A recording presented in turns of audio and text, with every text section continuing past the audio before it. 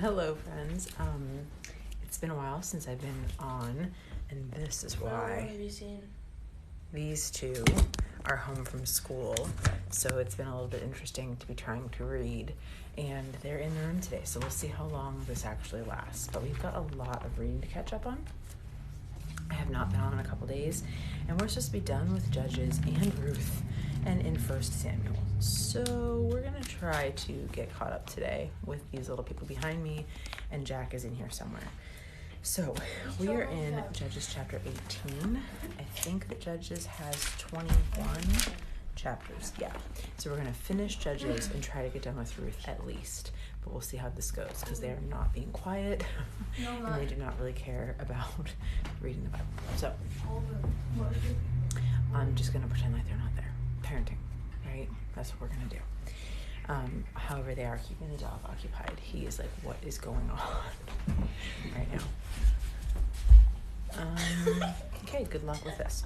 So, now in those days, Israel had no king, and the tribe of Dan was trying to find a place to settle, for they had not yet driven out the people who lived in the land assigned to them. So the man of Dan chose 5 warriors from among their clans. Wait a minute. I'm pretty sure that we already read this. Yeah, just kidding. We already read chapter 18. Well, that's awesome. Let's start chapter 19. And look at that. I retained what I read. Okay. Now, in those days, Israel had no king. Well, that's very confusing, because that's the same exact sentence. There was a man from the tribe of Levi living in the remote area of the hill country of Ephraim. One day he brought home a woman in Bethlehem in Judah to be his concubine, but she was unfaithful to him and returned to her father's home in Bethlehem. About after 4 months, her husband took a servant and an extra donkey. Boys, seriously, go somewhere else. Sorry. I'm trying to get him on the couch. I'm trying to get him not to bite me. Okay, but I can't read because you're, distracting me. Okay. So, after about 4 months, her husband took a servant and an extra donkey to Bethlehem to persuade her to come back. When he arrived at her father's house, she took him inside, and her father welcomed him. Her father urged him to stay a while, so he stayed for 3 days, eating, drinking, and sleeping there. On the 4th day, the man was up early and ready to leave, but the woman's father said, "Have something to eat before you go." So the two of them sat down together and had something to eat and drink. And then the woman's father said, "Please stay the night and enjoy yourself." The man got up to leave, but his father-in-law kept urging him to stay, so he finally gave in and stayed overnight. On the morning of the 5th day, he was up early again, ready to leave. And again, the woman's father said, "Have something to eat, and then you can leave sometime this afternoon." So they had another day of feasting. That afternoon, as he and his concubine and servant were preparing to leave, his father-in-law said, "Look, it's getting late. Stay the night and enjoy yourself. Tomorrow you can get up early and be on your way." But this time, the man was determined to leave. So he took his 2 saddled donkeys and his concubine and headed in the direction of Jebus, that is Jerusalem. It was late in the day when they reached Jebus, and the man's servant said to him, "It's getting too late to travel. Let's stay in this Jebusite city tonight." "No," his master said. "We can't stay in this foreign city where there are no Israelites. We will go on to Gibeah. We'll find a place to spend the night in either Gibeah or Ramah." So they went on. The sun was setting as they came to Gibeah, in the town in the land of Benjamin, and they stopped there to spend the night. They rested in the town square, but no one took them in for the night. That evening, an old man came in from his work in the fields. He was from the hill country of Ephraim, but he was living in Gibeah in the territory of Benjamin. When he saw the travelers sitting in the town square, he asked them where they were from and where they were going. "We've been to Bethlehem in Judah," the man replied. "We're on our way home to a remote area in the hill country of Ephraim, and we're going to the tabernacle of the Lord. But no one has taken us in for the night, even though we have everything we need. We have straw and fodder for our donkeys and plenty of bread and wine for ourselves." No. "You're welcome to stay with me," the old man said.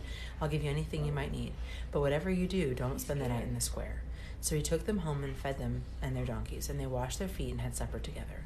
While they were enjoying themselves, some of the wicked men in the town surrounded the house. They began beating at the door and shouting to the old man, "Bring out the man who's staying with you so we can have sex with him." The old man stepped outside to talk to them. "No, my brothers, don't do such an evil thing, for this man is my guest, and such a thing would be shameful. Here, take my virgin daughter and this man's concubine. I will bring them out to you, and you can do whatever you like to them, but don't do such a shameful thing to this man." But they wouldn't listen to him. Then the Levite took his concubine and pushed her out the door. The men of the town... What are you guys doing? We're the dog. Okay. Why? I was just wondering because this Bible story got really inappropriate for children. And that's not really, that I did not expect that. Okay. I'm not listening. Okay. I'm trying to make the dog not lick his butt. Wow. This is a whole new level of uncomfortable for me. Kind of, sort of. Yeah, I guess, right? Check. Wow. Okay. So they wanted to take the man. The man said, no, take the woman instead. And the men of the town abused her all night, taking turns raping her until morning. Finally, at dawn, they let her go, and at daybreak, she returned to the house where her husband was staying, and she collapsed at the door of the house and laid there until it was light. This is literally the worst story I've ever heard as a woman. When her husband opened the door to leave, he was opening the door to leave. Not trying to find her. He was trying to go. She was lying face down with her hands on the threshold, and he said, get up, let's go. But there was no answer. So he put her body on a donkey and took her home. When he got home, he took a knife and cut his concubine's body into 12 pieces and sent one piece to each tribe of Israel. Everyone who saw it said such a horrible crime has not been committed since Israel left Egypt. Shouldn't we speak up and do something about this? What just happened?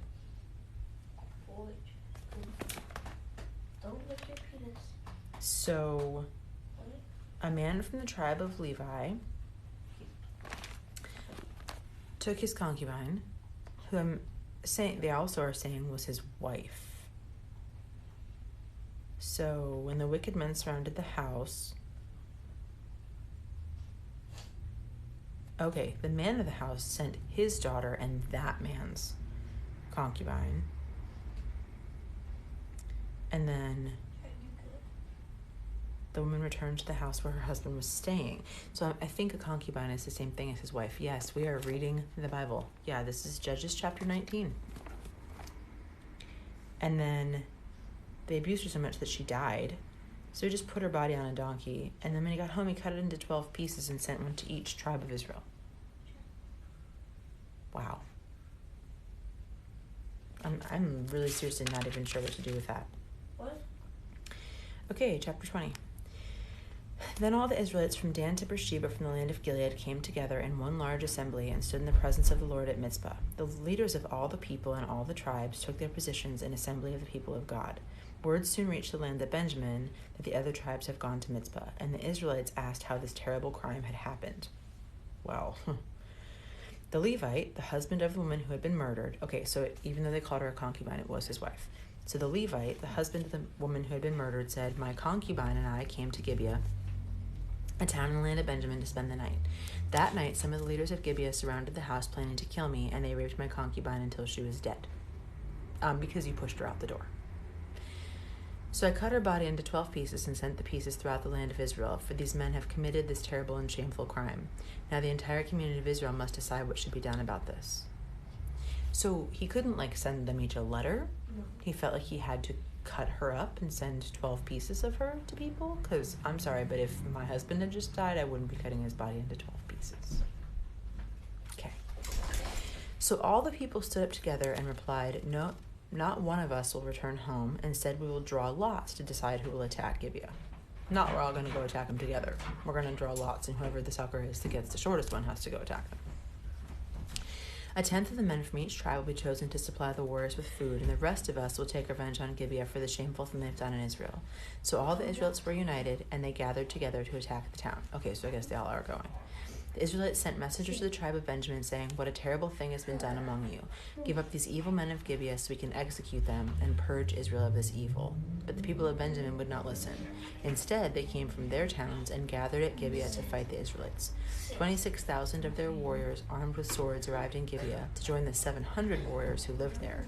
700 of Benjamin's warriors were left-handed, and each of them could sling a rock and hit a target within a hair's breadth without missing. So Benjamin's people threw rocks. Israel had 400,000 warriors armed with swords, not counting Benjamin's warriors. Before the battle, the Israelites went to Bethel and asked God, which tribe should lead the attack against the people of Benjamin? And the Lord answered, Judah is to go first. So 26,000 warriors armed with swords arrived to join the 700. So 26,700. 700 of their warriors were the rock people. And Israel had 400,000, not counting Benjamin. So it's 400,000 against 26,700. Good morning. And Judah's going first. So the Israelites left early the next morning and camped near Gibeah, and then they advanced towards Gibeah to attack the men of Benjamin. But Benjamin's warriors who were defending the town came out and killed 22,000 Israelites in the field that day. Wow. So they killed almost as many people as they had in their entire army. But the Israelites took courage and assembled at the same place that they fought the previous day, for they had gone up to Bethel and wept in the presence of the Lord until evening. Boys, the dog doesn't have to be quiet. He's used to being in here. You can throw his toy for him, or you can go somewhere else. He's biting his own hand. That's okay. He's a dog. I know. So either, play with him or go somewhere else, because he's fine. I was petting him. So the Israelites went up to Bethel and wept in the presence of the Lord and fasted until evening. They also brought burnt offerings and peace offerings to the Lord, and they went up seeking direction from the Lord. In those days the Ark of the Covenant was in Bethel, and Phinehas, son of Eleazar, and the grandson of Aaron, was the priest. So the Israelites asked the Lord, should we fight against our relatives from Benjamin again, or should we stop? And the Lord said, go. Tomorrow I'll give you victory over them. So the Israelites set an ambush all around Gibeah, and they went out on the third day and assembled at the same place as before. When the warriors of Benjamin came out to attack, they were drawn away from the town, and as they had done before, they began to kill the Israelites. About 30 Israelites died in the open fields and along the roads leading to Bethel and Gibeah. When the warriors of Benjamin shouted, we're defeating them as we did in the first battle, but the Israelites agreed to advance. The Israelites had agreed in advance to run away, so the men of Benjamin would chase them along the roads and be drawn away from the town. So it was all a trick. When the main group of Israelite warriors reached Baal Tamar, they turned and prepared to attack. And then the Israelites, hiding in ambush west of Gibeah, jumped from where they were and advanced against Benjamin from behind. So the fighting was so heavy that Benjamin didn't realize the impending disaster. The Lord helped Israel defeat Benjamin, and that day the Israelites killed 25,100 of Benjamin's warriors. So remember we said that they had 25,700. They killed 25,100, all of whom were experienced with a sword. Then the men of Benjamin saw that they were beaten. The Israelites had retreated from Benjamin's warriors in order to give those in hiding in ambush more room to maneuver. And those who were in hiding rushed in from all sides and killed everyone in the town. They set up a large cloud of smoke from the town, which was the signal for the Israelites to turn and attack Benjamin's warriors. By that time, Benjamin's warriors had killed about 30 Israelites, and they shouted, we're defeating them as we did in the first battle. That's really funny that somebody would yell that in the middle of a war. We're defeating them as we did in the first battle. Anyway, when the warriors of Benjamin looked behind them and saw the smoke rising in the sky from every part of their town, the Israelites turned and attacked. And at this point, Benjamin's warriors realized disaster was near and became terrified. So they ran toward the wilderness, but the Israelites chased after them and killed them. The Israelites surrounded the men of Benjamin and were relentless in chasing them down, finally overtaking them east of Gibeah.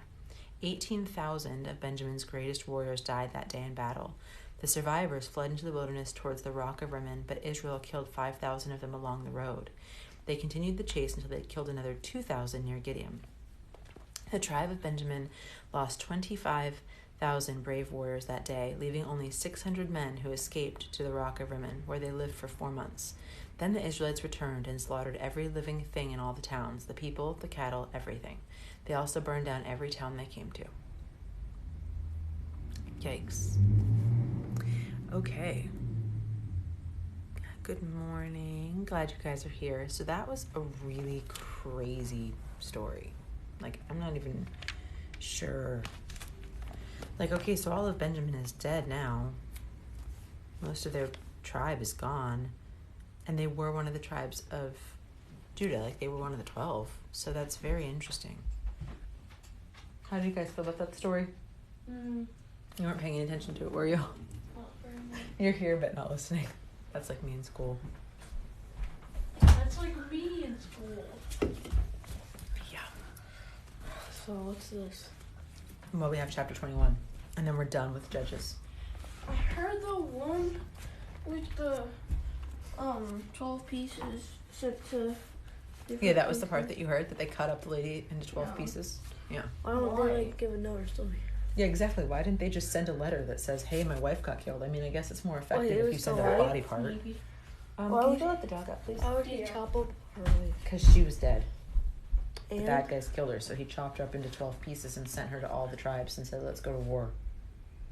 Can you imagine if you went to get the mail and you got, like, somebody's arm? Seriously. All right. Chapter 21.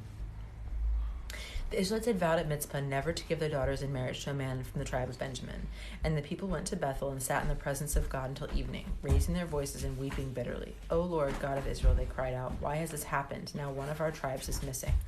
Early the next morning, the people built an altar and presented their burnt offerings and peace offerings on it. And then they said, was there any tribe of Israel not represented when we held our council in the presence of the Lord at Mitzpah? At the time, they had taken a solemn oath in the Lord's presence, vowing that anyone who refused to come must die. The Israelites felt deep sadness for Benjamin and said, today we've lost one of the tribes from our family. It is nearly wiped out. How can we find wives for the few who remain, since we've sworn by the Lord not to give our daughters in marriage? So they asked, was anyone absent when we presented ourselves to the Lord at Mitzpah? And they discovered that no one from Jabesh Gilead had attended. For after they counted all the people, no one from Jabesh Gilead was present. So they sent 12,000 warriors to Jabesh Gilead with orders to kill everyone there, including the women and the children. This is what you're to do, they said. Completely destroy all the males and every woman who is not a virgin. Among the residents of Jabesh Gilead, they found 400 young virgins who had never slept with a man, and they brought them to the camp in Shiloh in the land of Canaan. The Israelite assembly sent a peace delegation to the little remnants of Benjamin who were living at the rock of Rimmon. Then the men of Benjamin returned to their homes, and the 400 women of Jabesh Gilead who were spared were given to them as wives. But there were not enough women for all of them. People felt sorry for Benjamin because the Lord had left this gap in the tribes of Israel, so the leaders asked, how can we find wives for the few who remain, since the women of Benjamin are all dead? Boys, seriously, please get the dog. It's going to wake up Billy. There must be heirs for their survivors so that an entire tribe of Israel will not be lost forever. But we can't give them our own daughters because we've sworn with a solemn oath that anyone who does this will fall under God's curse. Then they brought the annual festival of the Lord to be held in Shiloh between Lebanon and Bethel, along the east side of the road that goes from Bethel to Shechem. They told the men of Benjamin who still needed wives, go and hide in the vineyard. When the women of Shiloh come out for the dances, rush out from the vineyard, and each of you take one home to be your wife. So they legit just said, go hide in a bush, and when a girl comes out, jump out of the bush and grab her and then take her home. That's how you're supposed to get a wife. And they wonder why they're having issues. Seriously, go hide in a bush, jump out, and get this girl for yourself. When their fathers and brothers come to us in protest, because, you just stole a woman from jumping out of a bush, we'll tell them, please be understanding. Let them have your daughters, for we didn't find enough wives for them when we destroyed Jabesh Gilead. We didn't find enough wives. When we killed everybody else and took home those 400 virgins, there weren't enough, so just let them jump out of the bush and steal your daughter. And you're not guilty of breaking the vow since you didn't give your daughter in marriage to them. Your daughter was just jacked out of a bush, so then you're not guilty. Okay. So the men of Benjamin did as they were told. They kidnapped the women who took part in the celebration and carried them off to the land of their own inheritance. Then they rebuilt their towns and lived in them. So the assembly of Israel departed by tribes and families, and they returned to their own homes. In those days, Israel had no king, so the people did whatever seemed right in their own eyes. If that is not the most true sentence of this entire book, they're doing whatever they dang well please. This is insane. Okay, that was the end of Judges. We are reading the Bible. Good morning. I know this is insane. It doesn't feel like the Bible, but that's what we're reading. And thank you for saying that my house is pretty. I've had that tattoo for a long time. Actually, I have quite a few tattoos. I don't know how many. Guess. We'll count them later. I have no idea. Okay, so we are on to Ruth, which we need to read the entire chapter of Ruth today. It's not a very long chapter, and I think that we might read that chapter and be done because this is not very easy to read with. These boys are crazy. Okay, chapter 1. In the days in which the judges ruled in Israel, a man from Bethlehem in Judah left the country because of a severe famine. He took his wife and 2 sons and went to live in the country of Moab. The man's name was Elimelech, and his wife's name was Naomi. Their 2 sons were Mahlon and Chilion. They were Ephrathites from Bethlehem in the land of Judah.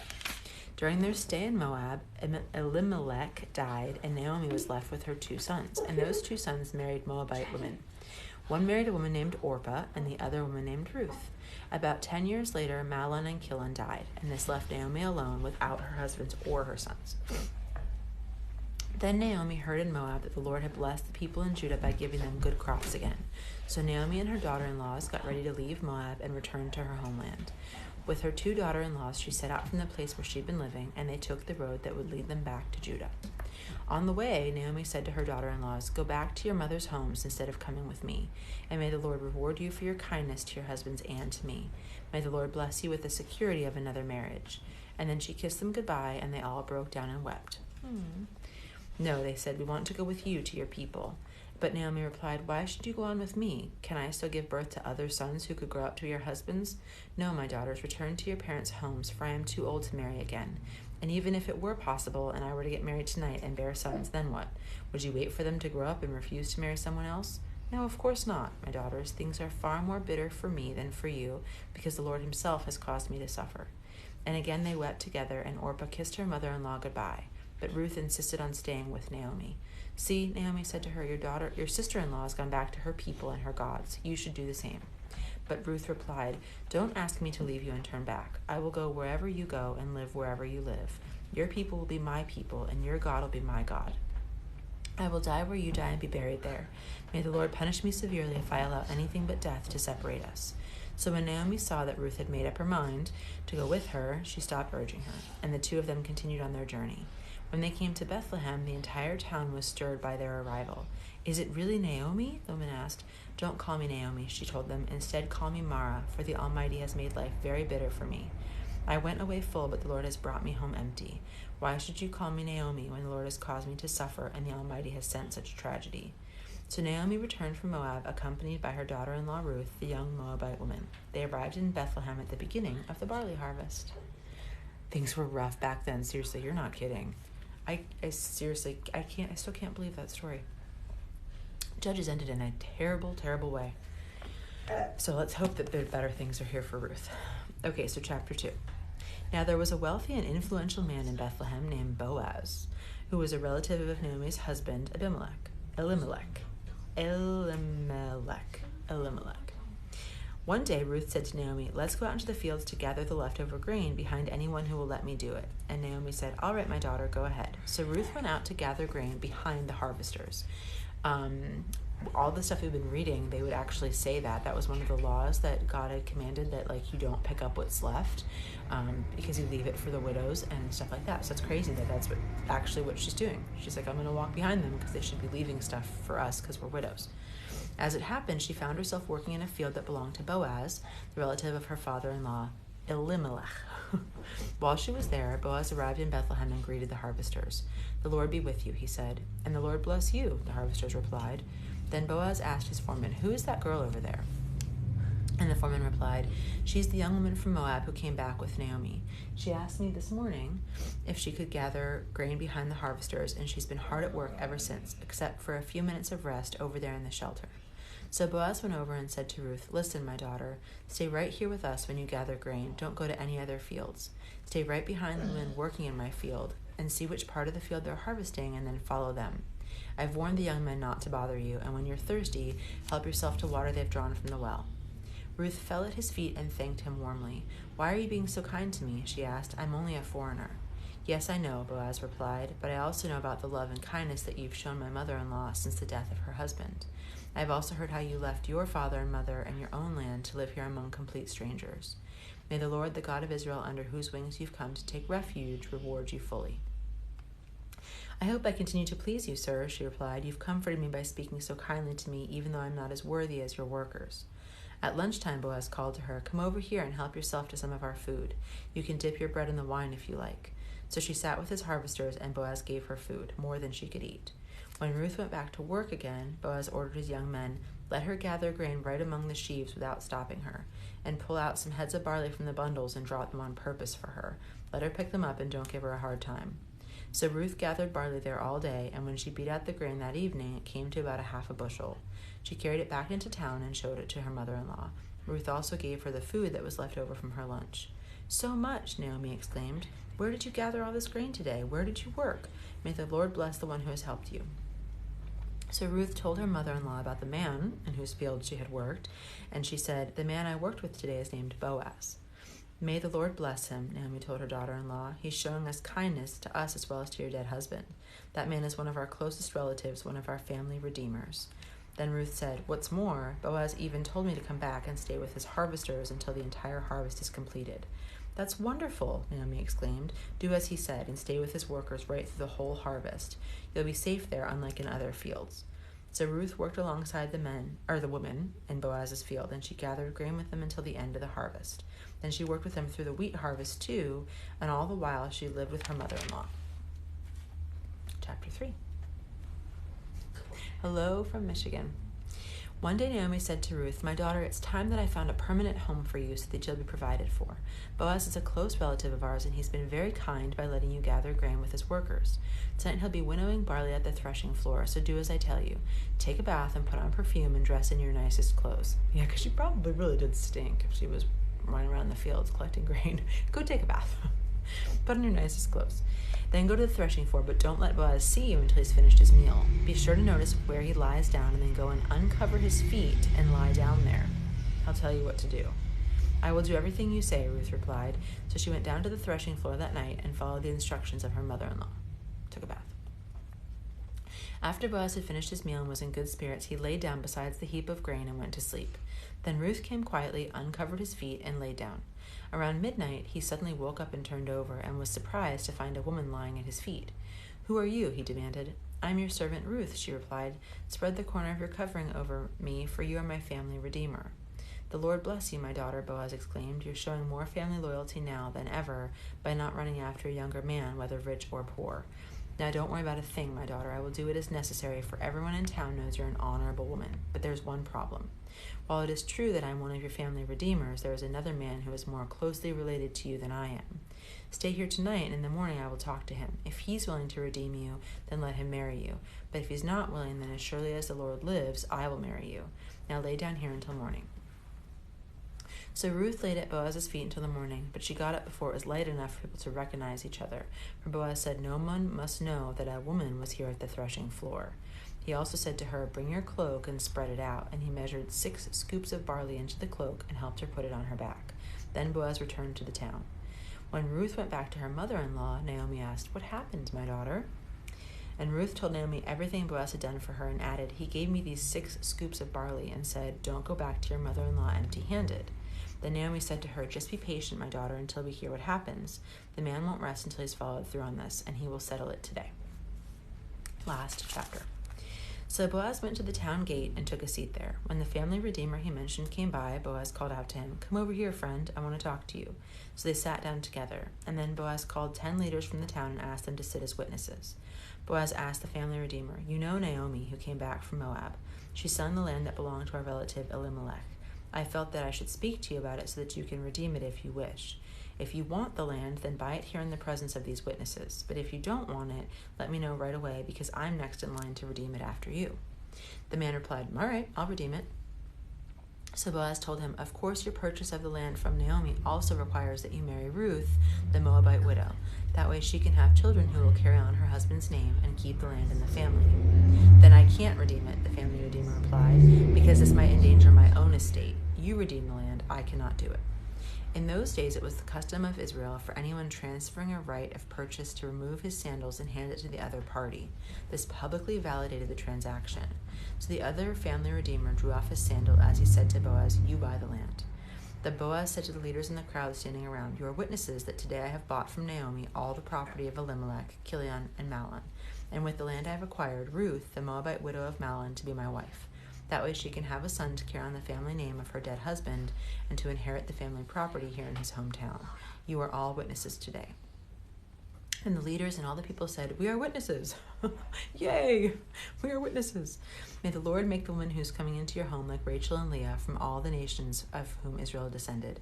May you be great in Ephrathah and famous in Bethlehem. And may the Lord give you descendants by this young woman who will take those like our ancestor Perez, the son of Tamar in Judah."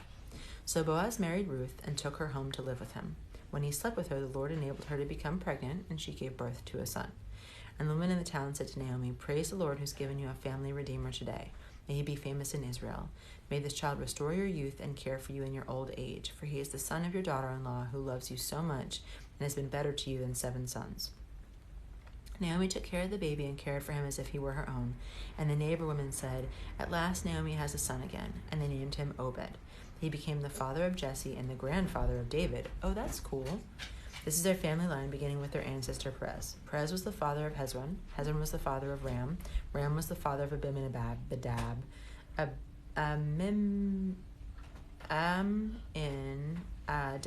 Aminadab was the father of Nahshon. Nahshon was the father of Salmon. Salmon was the father of Boaz. Boaz was the father of Obed. Obed was the father of Jesse, and Jesse was the father of David. Well, that's cool. Okay, so we are done with Ruth. I don't remember how much of 1 Samuel we're supposed to have read by today. I'll just take a break. The boys are done. Look at the children that are listening to me read this. They're like, please stop reading. Please stop. Only because they're punished from video games right now. That's the only reason why they care. Uh-huh. Okay, well, I think we can stop at 1 Samuel. Excuse me. Only because I don't remember how much of 1 Samuel we're supposed to have read. Yes. But tomorrow I'll get on and I will start reading 1 Samuel because these kids are going back to school. So we did what we needed to do for today, but it was a little bit of a weird reading because I've got 2 boys behind me and reading about concubines being chopped up. So thank you so much for being here. Thank you so much for being here. It was really great to hang out with you. I know, right? I wondered the same thing, and it's really sad to me. Did anyone actually fall in love back then? The only purpose of marriage was to have children and carry on your line. I wonder that all the time. Like, and your wives are disposable. Clearly, if you can just push them out the door and marry a different one, it seems very sad. How much comments do you get? I don't know. It depends on how many people are listening. Hide in a bush, jump out, yay. Oh my gosh. School's gonna be like, what is wrong with your children? Oh, we're just reading Bible stories. No worries. All right. Have a fantastic day, friends, and we'll see you tomorrow. Bye. Bye.